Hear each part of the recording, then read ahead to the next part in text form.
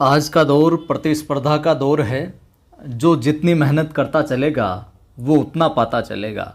नमस्कार, जय हिंद। मैं हूं आपका दोस्त कवि आदि गणेश। स्वागत करता हूं हिंदी साहित्य इतिहास की प्रश्नोत्तरी के अंदर।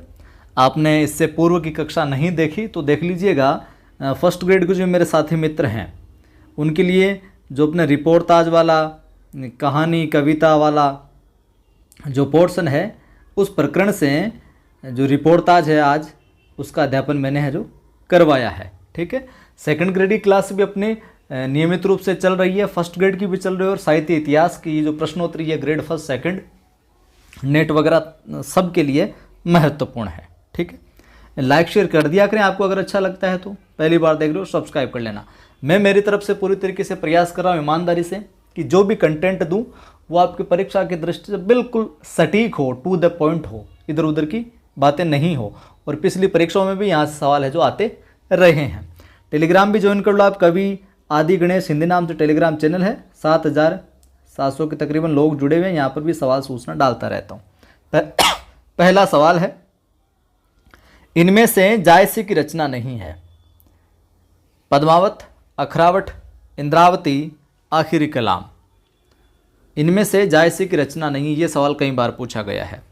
तो साहब सवाल का उत्तर हो जाएगा सी। आसान है सवाल, इंद्रावती।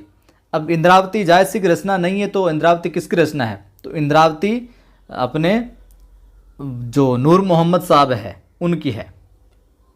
नूर मोहम्मद साहब जो हैं इनकी रचना है इंद्रावती।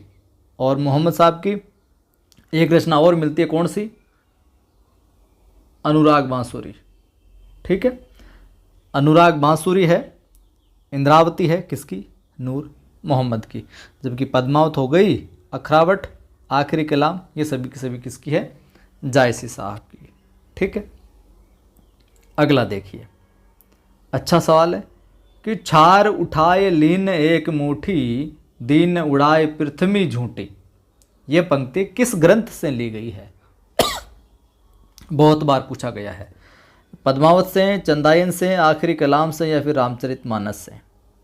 बताइए सोचकर थोड़ा सा। छार उठाए लीन है एक मुट्ठी और दीन उड़ाए पृथ्वी झूठी। उत्तर हो जाएगा ए, पद्मावत। पद्मावत उत्तर हो जाएगा। ठीक है साहब, पद्मावत उत्तर हो गया। अब पद्मावत के रचनाकार आपको पता ही है कौन? जायसी महोदय। चलो ठीक है गुरुजी, जायसी हो गया। चंदायन के फिर याद दिला देता हूँ, याद होगा, मुल्ला कौन? दाऊद साहब हो जाएगा। ठीक है गुरुजी, ये भी हो गया। आखिरी कलाम जायसी साहब।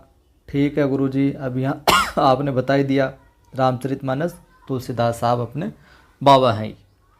अगला सवाल देखिए, आचार्य रामचंद्र शुक्ल प्रेमाख्यान परंपरा की पहली रचना किसे मानते हैं? आचार्य अपने रामचंद्र शुक्ल साहब जो हैं ये प्रेमाख्यानक या प्रेमाख्यान परंपरा की पहली रचना है जो किसे मानते हैं? सत्यवती कथा को, चंदायन, मृगावती या फिर हंसावली? किसको मानते हैं साहब? शुक्ल साहब। तो उत्तर हो जाएगा क्या? सी। शुक्ल साहब जो हैं प्रेमाख्यान परंपरा की पहली रचना मानते हैं कुतुबन कृत मृगावती को। किसकी है? कुतुबन साहब की है। ठीक है साहब, कुतुबन साहब की है। तो समय की बात कर ली जाए, मृगावती के 1501 देखने को मिलता है। ठीक है गुरुजी, ये हो गई। अब हम बात करें, रामचंद्र शुक्ल साहब ने तो मृगावती को मान लिया है, लेकिन रामकुमार वर्मा आ जाएगी कि रामकुमार वर्मा ने प्रथम प्रेमाख्यानक ग्रंथ किसको माना है?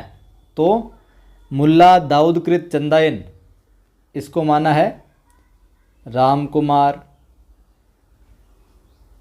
वर्मा ने। ठीक है, चलो यहाँ सामने लिख देता हूँ मैं, मृगावती यहाँ पर उत्तर हो रहा है तो यहाँ पर सामने लिख देता हूँ शुक्ल। ठीक है, शुक्ल तो मानते हैं मृगावती को, रामकुमार वर्मा मानते हैं चंदायन को। आगे बात में वहीं गणपति चंद्र गुप्त जो असाहित्य साहब की हंसावली को और हजारी प्रसाद द्विवेदी ईश्वरदास कृत जो सत्यवती कथा है इसको मानते हैं। तो सत्यवती कथा की मैं बात करूं तो सत्यवती कथा को प्रथम प्रेमाख्यान परंपरा की पहली रचना कौन मानते हैं? सत्यवती कथा को मानते हैं हजारी प्रसाद द्विवेदी। कौन मानते हैं? हजारी प्रसाद साहब। ठीक है। और सत्यवती कथा किसकी है? ईश्वर दास की। यहाँ पर मैं लिख देता हूँ, ये भी याद कर लीजिए आप, ईश्वर दास साहब की। ठीक है गुरुजी, समझ में आ गई। और जो हंसावली है, हंसावली किसकी है? हंसावली अपने गणपति चंद्र गुप्त मानते हैं इसको, माफ़ कीजिए। हंसावली को कौन मानते हैं? गणपति चंद्र गुप्त साहब। ठीक है, गणपति चंद्र गुप्त साहब इसको मानते हैं। तो सत्यवती कथा को हजारी प्रसाद साहब, चंदायन को रामकुमार वर्मा, मृगावती को शुक्ल साहब है और हंसावली को गणपति चंद्र गुप्त।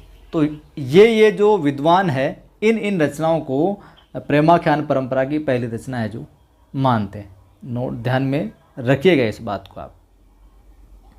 अगला सवाल देखिए, और ये मेरा प्रयास अच्छा लग रहा है तो लाइक शेयर ज़रूर किया करें, ज़्यादा से ज़्यादा साथियों को जोड़ा करें यार। आप बिल्कुल निःशुल्क रूप से चल रहा है और ईमानदारी के साथ में बिल्कुल समर्पण भाव के साथ करवाया जा रहा है। और यकीन जानिए, परीक्षा तक आप जुड़े रहे तो आपका हिंदी साहित्य इतिहास बहुत मजबूत हो जाएगा। और साथ ही साथ ऑलमोस्ट सवाल आपको इस सीरीज से देखने को मिल जाएंगे आपको। सवाल है, भक्तिकालीन किस काव्य धारा में परमात्मा को तो स्त्री,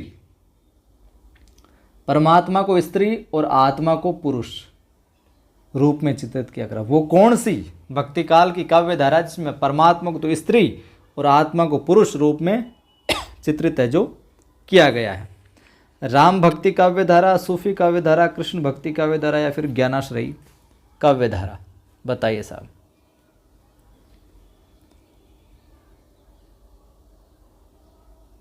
तो कौन सी हो जाएगी? उत्तर बी, सूफी काव्य धारा के अंदर। ठीक है।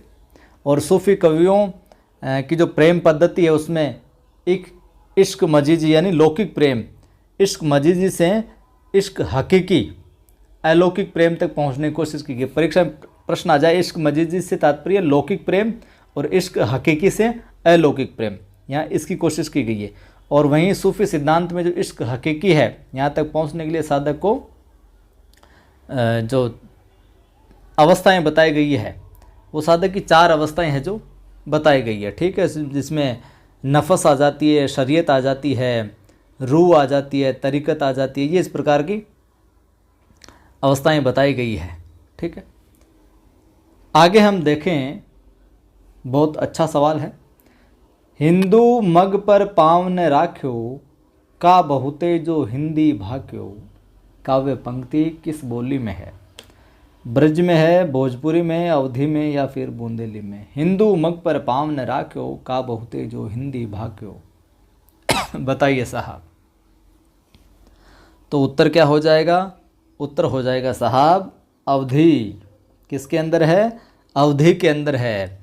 अवधी भाषा की ये पंक्ति है। साथ ही साथ आपसे ये पूछ ले इसके लेखक कौन है इन पंक्तियों की, तो इसके लेखक कौन है साहब? नूर मोहम्मद साहब। नूर मोहम्मद इसके इन पंक्तियों के लेखक हैं। और ये पंक्ति आपको कहाँ देखने को मिलेगी? इनकी रचना क्या है? अनुराग बांसुरी।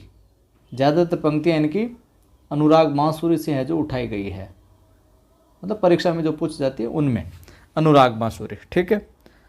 और इस रचना में क्या आप देखोगे तो हिंदी भाषा के प्रति मुसलमानों का भाव प्रकट होता है। जबकि नूर मोहम्मद पर हिंदी का समर्थन करने का आरोप लगा जब, तो उन्होंने इस पंक्ति के द्वारा अपनी सफाई दी थी। तो ये थे आज की वीडियो में कुछ महत्वपूर्ण सवाल। अच्छा लगा तो लाइक करें, और अच्छा लगा तो सभी दोस्तों को शेयर करें, जोड़ें। और पहली बार देख रहे हो तो चैनल को सब्सक्राइब कर घंटे वाले निशान पर क्लिक करना, ऑल पर क्लिक करना, ताकि हर वीडियो की सूचना मिलती रहे। टेलीग्राम चैनल का लिंक डिस्क्रिप्शन में मिल जाएगा। कवि आदि गणेश हिंदी नाम से टेलीग्राम चैनल। 7,700 लोग जुड़े। हो सकता है जब आप देखो 7800 हो जाए।